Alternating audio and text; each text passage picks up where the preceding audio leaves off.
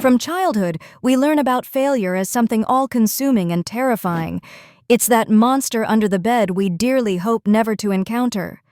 The fear of failure can become so omnipresent that it seeps into every decision we make.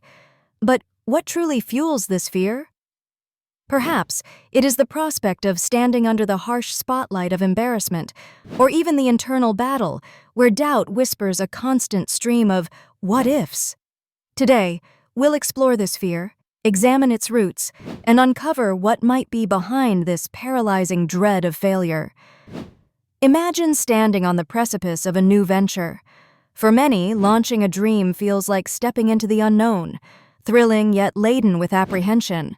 The stakes feel insurmountably high. What if it didn't work? What if you stumbled where others seemed to effortlessly glide? These fears, though deeply ingrained, are often driven more by perception than reality. They reside in the potential consequences we envisage, the judgment of others, and the self-imposed pressures to meet unrealistic standards. Often, it's not the failure itself that we fear, but its implications and what we believe it says about us. So why does failure feel so daunting? Consider this. From a young age, we are often rewarded for success and warned against failure. This reward and punishment paradigm shapes our views, making triumph the desired, albeit rarefied, state, while failure becomes something akin to an indelible mark.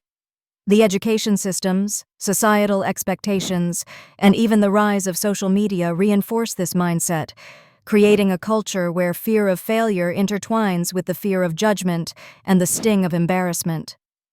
The results are consistent, a paralyzing anxiety about what others might think.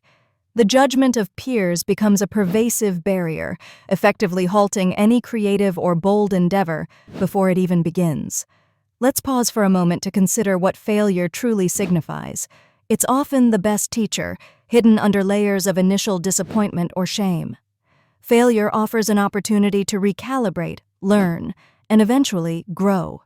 Famous innovators such as Thomas Edison and J.K. Rowling have spoken candidly about their failures and how those setbacks were not dead ends, but rather beginning points of greater understanding and resilience. These figures are testaments to the idea that failure is not a definitive judge of character or potential, but rather a necessary and often fruitful part of the innovation process. Despite this, the fear of embarrassment prevails.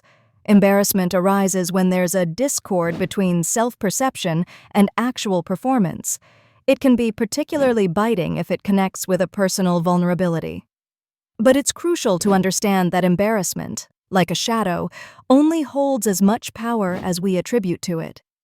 If we shift our perspective, reminding ourselves that mistakes are human and that learning is a lifetime process, then the grip of embarrassment loosens. It transforms into a fleeting moment rather than a permanent condition. Moving forward, how do we overcome this fear? The first step is acknowledging and reframing our relationship with failure and potential embarrassment. Instead of viewing them as personal flaws or disasters, we could see them as an integral part of our journey towards competence and mastery.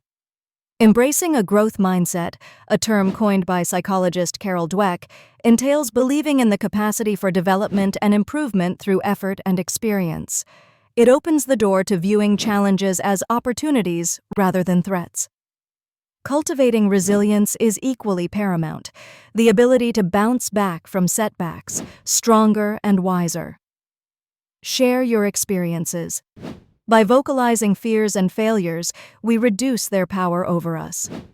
In doing so, we often find that others can relate and that the fear of judgment pales in comparison to the strength gleaned from support and understanding. Additionally, by setting realistic and achievable goals, we reduce the intensity of potential failures. It helps to break down large, daunting tasks into smaller, manageable steps. Celebrate small victories.